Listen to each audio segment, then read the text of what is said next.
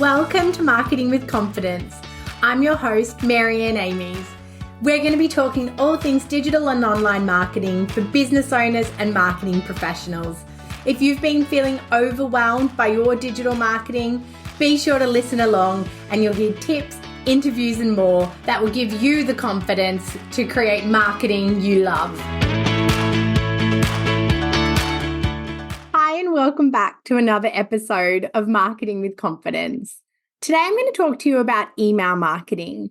Email marketing is sometimes the forgotten strategy for businesses, and we tend to focus a lot of our energy on, what I sort of call push strategies, pushing our message out there using social media or using social media ads or Google ads, where email marketing is really about attracting an audience and then nurturing them and marketing to them directly over time. So it's a real opportunity to own an audience and build that audience, creating loyalty with them and increasing the lifetime value of a customer. So when we talk about the lifetime value of a customer, we say, how much did it cost us to attract that customer and what amount of business are they likely to do with us over their lifetime? So if you have a business where it's very transactional, you only expect one interaction with a customer and that has quite a low value, you wouldn't want to do a lot of marketing to attract customers because over time there's not a valuable relationship. Whereas if you have a business where you can continue to sell and continue to engage that customer, they have a higher lifetime value. So you want to invest to get that customer on board, but then you want to maximize that lifetime value. You want to make sure they don't forget you and you're able to leverage that full lifetime value out of them by continually marketing and engaging with them. Email marketing is sometimes thought of as just a newsletter. We think email marketing, newsletter, spam, my inbox is full, delete, delete, delete.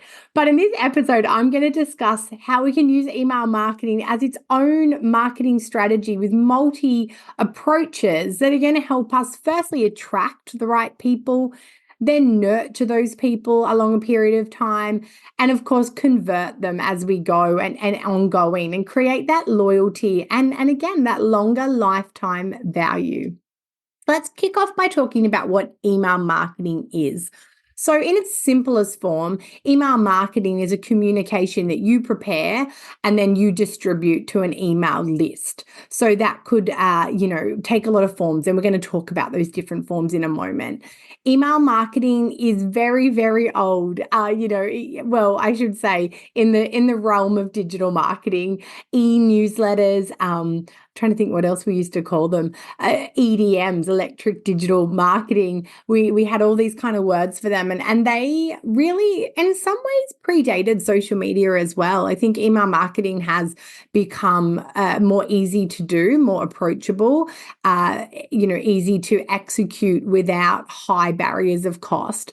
But I think over the years, there's been this bit of a forgetting of email marketing or the perception that people don't want us in their inbox. I don't want to fill people's inbox with my spam. I don't want them to get sick of me. And the funny thing is we can kind of counterintuitively on social media try to post a lot for the opportunity to get in front of somebody. And if we think about social media versus email marketing, the interesting thing is with a social media post, depending on how many people this one person, this one follower already follows, depending how well your content is received at time of publishing, depending how much that one follower has engaged with you, will determine if that one follower actually sees that piece of content at all. And we see that with reach. You might have 1,000 followers and you might publish a certain piece of content on social media and it might only reach 40 people. You might publish something different and it might reach 300 people. But if you thought of all those followers like email subscribers, they actually may not ever see it. You might put out 5 to 6 pieces of content a week. They might see 2.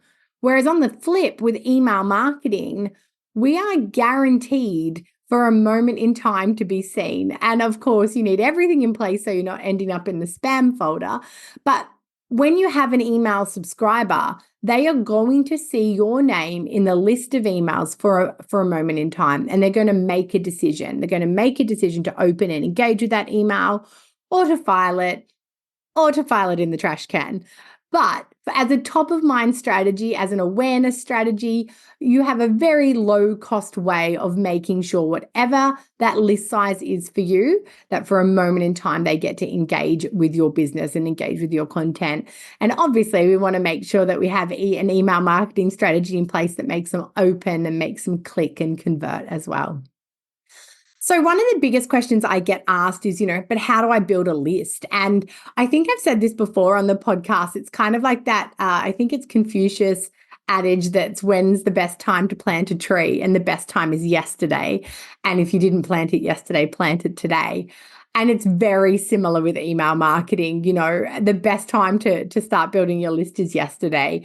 And building your list can look like many different things. So at the most basic or at the most passive level, it could be a link in your email signature, so that every time you send an email out, people see that opportunity or understand that you have an e-marketing or an e-newsletter list that they can join.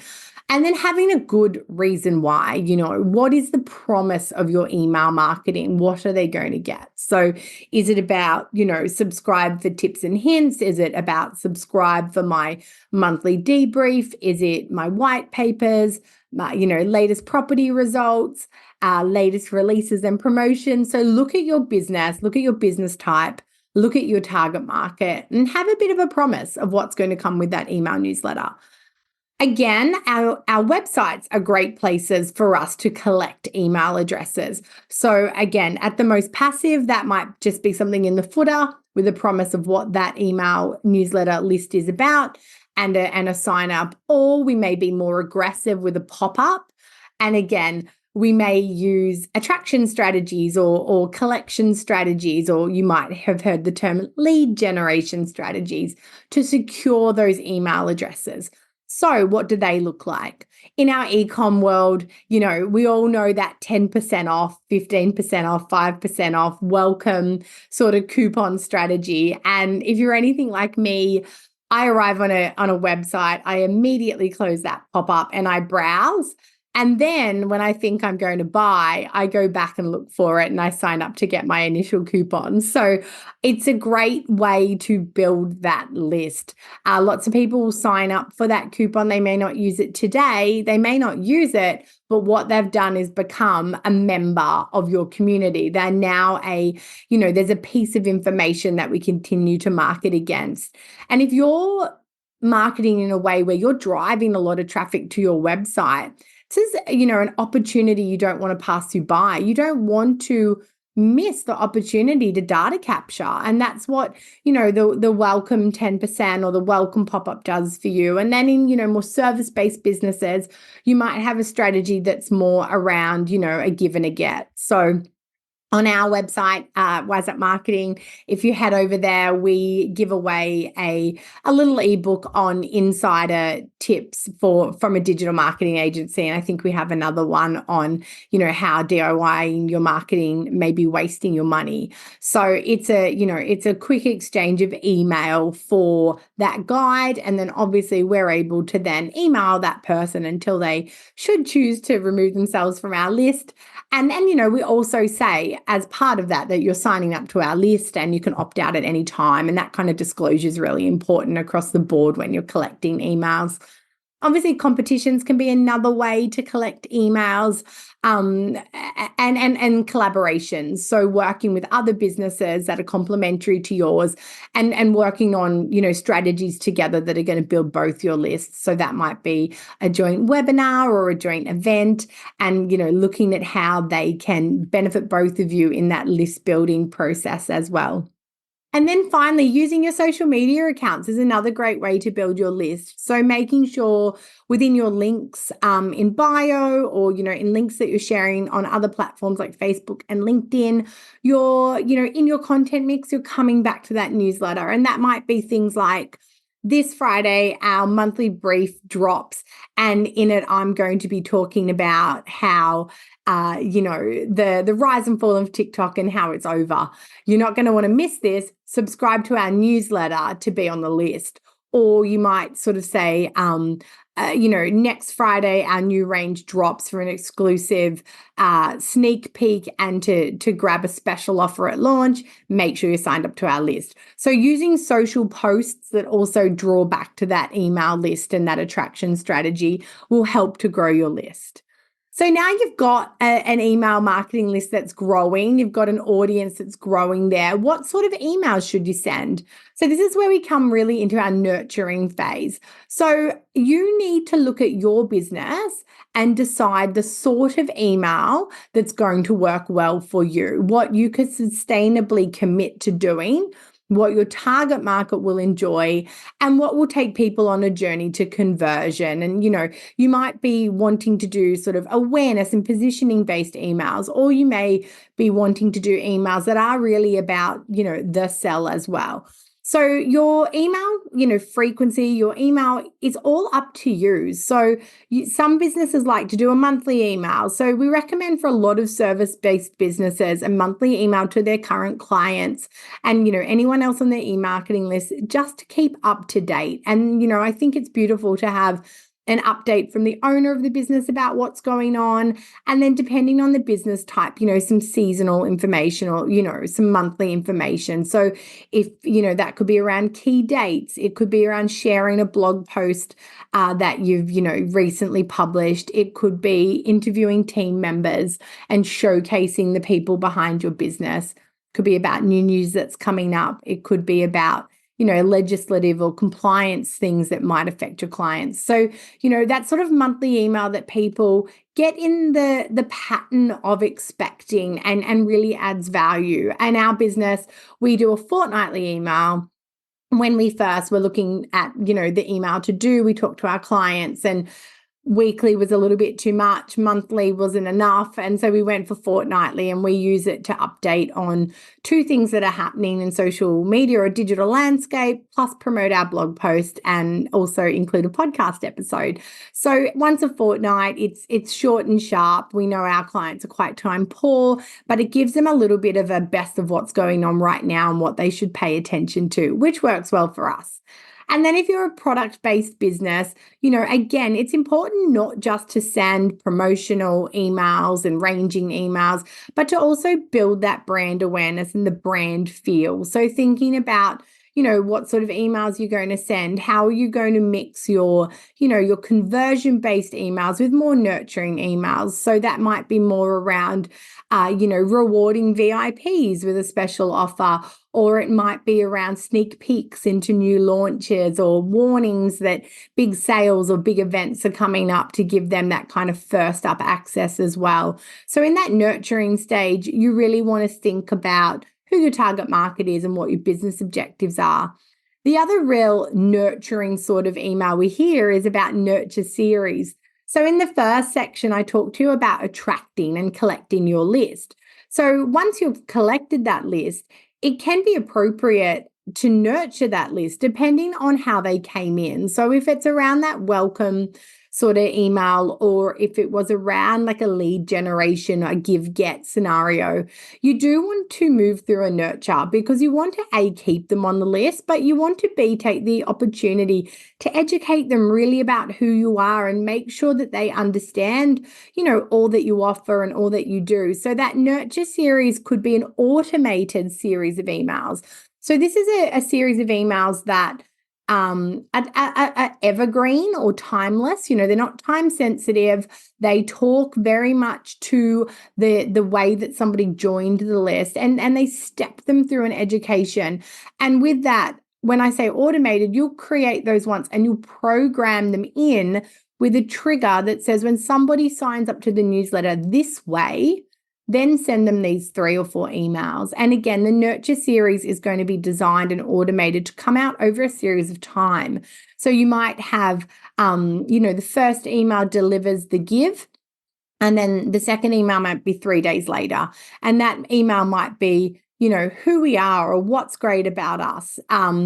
Or, 4 or 5 days later, you might have an email that's a client case study or a whole bunch of testimonials. Or, in a product-based business, it might be more about, your commitment to sustainability or some really interesting things about your product and ranging.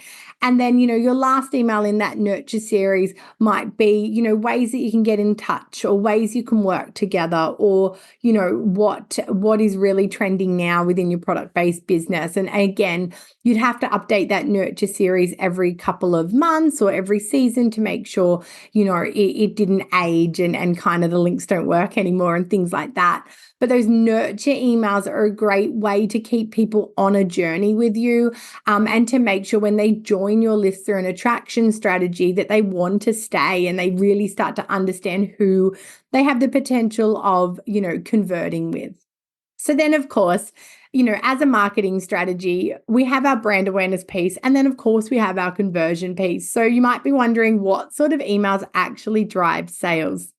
If you're a product-based business or an e-commerce-based business, I often get asked about, how many emails are too many emails? And I look at a lot of accounts and obviously we work on a lot of accounts, and I see that surprisingly, sometimes more emails just continue to convert. And, we don't see a high drop off or unsubscribe rate when the frequency is a little bit higher. I think if you've developed quite a good relationship, if you're a desirable product, especially if they've, bought with you before or engaged quite heavily with your brand, a weekly email is not unreasonable for most product-based businesses. And, this is where you can be focusing in on different ranges, different items, different usage cases, different, showcasing user-generated content, or, just finding new reasons to get in the inbox. Because as we said, that cut through of getting in the inbox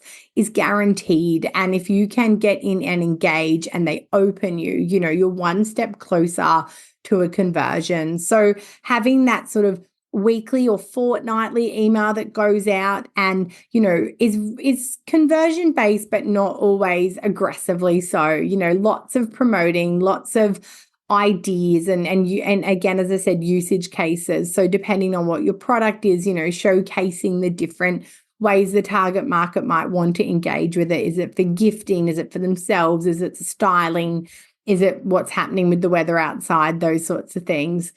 Then the other, obviously, type of email that drives sales is a conversion or promotion-based email. So that's going to be your sales. That's going to be your special offers.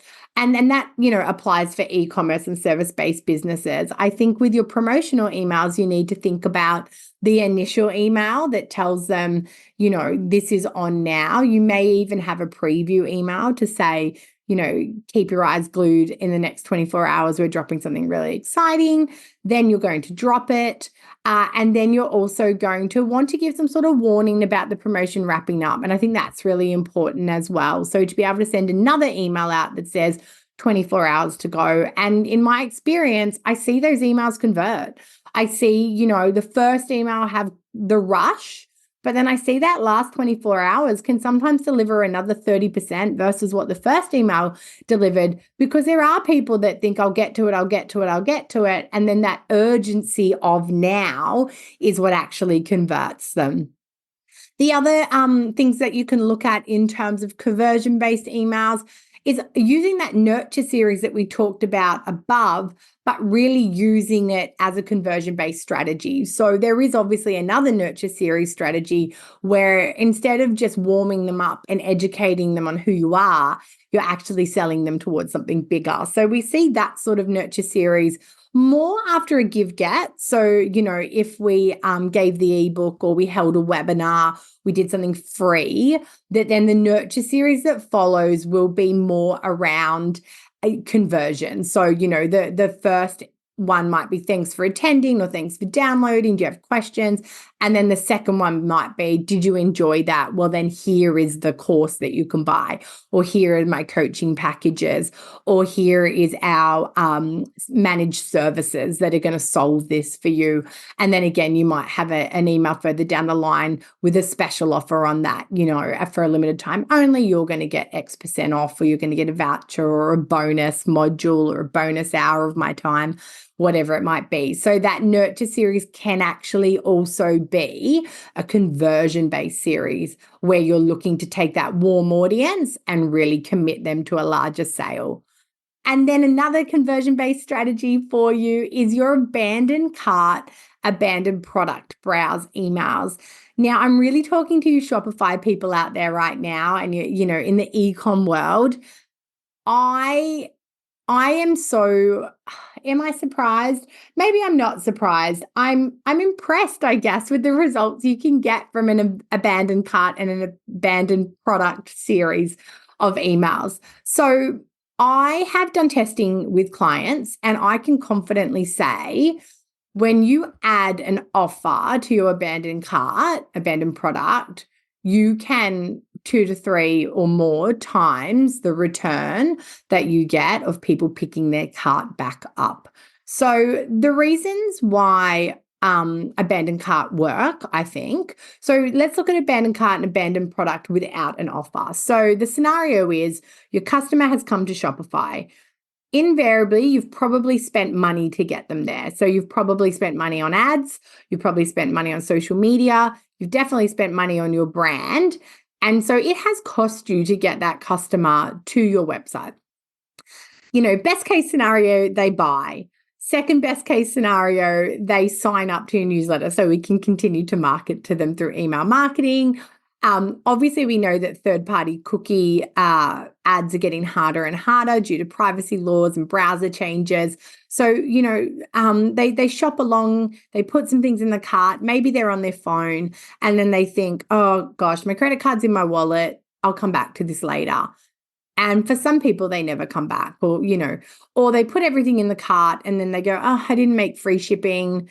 I don't really want to pay shipping. They abandon the cart, or they put everything in the cart and then they look at the total and they think, oh, not today. I don't need these things right now. I'm going to think about it. So, people fill a cart and abandon it for many different reasons. And I find when it comes to Shopify, because the checkout experience is so consistent and it's so standardized, I don't actually think it's often a conversion of the website issue, that the shopping cart is the problem. Obviously, there's going to be anomalies, but generally when I look through someone's cart experience, it's very standardized, and I don't often think, oh, it's your cart that's causing the problem.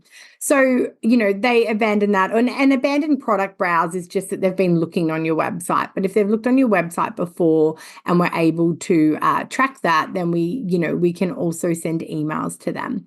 So when you set up these email automations, basically someone abandons the cart or they abandon the product browse, and you have an opportunity to send an email. Shopify, you can do it through Shopify. You can connect Shopify to third parties like Klaviyo or Omnisend and do it through there as well. So the abandoned cart, is that email that you get that basically says, hey, you left these things behind. We've saved your cart. You can check out now. These emails do okay. And I do see a, single digit cart recovery, often, 1 or 2% cart recovery. And that's great. That's money for nothing, really. You've spent all the money getting them there. You managed to send out another email and they've converted. But as I touched on earlier, where I've seen these really optimize is with an offer. And so putting an offer in place, again, the 10% off, they may not have used the welcome coupon. Obviously, you're going to always restrain these sorts of things to be single use only, so people aren't discount stacking. But say you did an abandoned cart with a 10% offer, that's where I've seen that conversion then hit 5 to 10% of cart recovery. And I think that's really important and really interesting to note, and something you can test within your business. So all of a sudden, you're giving them that opportunity to re-engage the cart, but you're also incentivizing them to do so. And I think I touched on, just how expensive it can be to get people to your site, to also remind you, none of us want to discount. I'm not somebody that promotes heavy discounting. I always believe in the sanctity of the brand and building the brand. But at the same time, when you've spent so much money bringing someone to your site and there's an opportunity to convert them, call it girl math, but you're losing money if you don't actually look at strategies to convert them at that point, and taking that 10% or offering free shipping. All of a sudden, if they convert, your ROI on all your other activities goes up because you've got the sale. And, at the end of the day, that's what we want, is the sale. And we want to do that in a really respectful way to our brand that builds our brand. And these are emails in the inbox as well. And you can obviously put a lot of rules in place about, when someone receives it, if they receive it every time, if they receive it, a certain number of times, or if they receive that sort of email last time, that they get a different email this time. You can get really deep with it depending on how much volume you have on your site. But, your abandoned cart email and abandoned product, they can be really easy wins to start generating more revenue off your e-com as well. So they're the sorts of emails I believe drive sales. I do think your monthly digests drive sales, but in a much longer term way. I think they're really about your brand building and your brand affinity, and, building that longer relationship and probably nurturing your existing client base as well, so they feel like they're hearing from you. So whether you're a service-based business or an e-commerce business, email marketing is definitely a strategy that you can leverage. And I think if you start to think about the brackets of attracting, nurturing, converting, you can really map out an email journey and a strategy for your business to keep building that owned list data. Because that, like our website, when we say don't build everything on social media, you need a website because you own it. This is data that you own as well. And you've got choices about how you're going to look in that email, when you're going to show up, who's going to see it. So I'd love to hear your thoughts on email marketing. I'd love to know if you're using it, if you've avoided it, and if this episode today has helped. So thanks for listening along, and I look forward to being back soon. Hey, thanks for listening to another episode. If you don't want to miss one, make sure you subscribe to the show in your podcast app. And if you love it, be sure to share it with friends and colleagues who you think could benefit from increasing their digital marketing confidence. Want more? Head to maryanneamies.com to find out how you can work with me directly, to reach out to have me speak at your event, or to grab yourself some free resources.